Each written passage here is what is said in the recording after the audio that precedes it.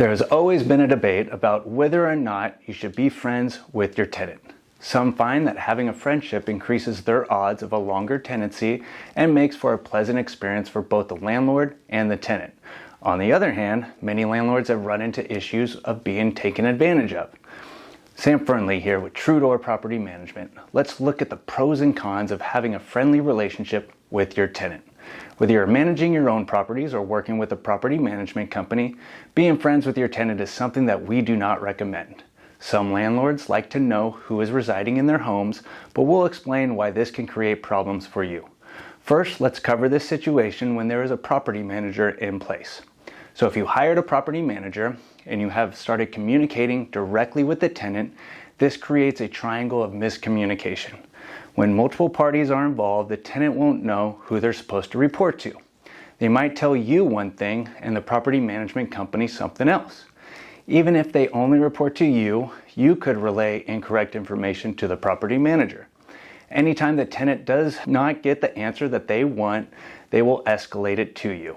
Once they have your contact info, they will continue to call and message you, creating many awkward and uncomfortable conversations. This creates frustration for you because you hired the property manager to handle any questions or concerns that arise with the tenant. Property management is your buffer. The reason you hired a property manager is because you didn't want to directly manage the property yourself. The property manager is there to communicate with tenants on your behalf. It's actually one of the biggest perks of having a property manager. When the communication flows through one person, it eliminates a lot of issues and misunderstandings. If you're managing the property yourself, should you befriend the tenant? If you're managing the property, you will likely meet your tenant since you don't have a buffer person. This relationship should be kept on professional terms so you don't run into future issues. It is perfectly fine to be kind and nice. However, always be careful to follow the lease.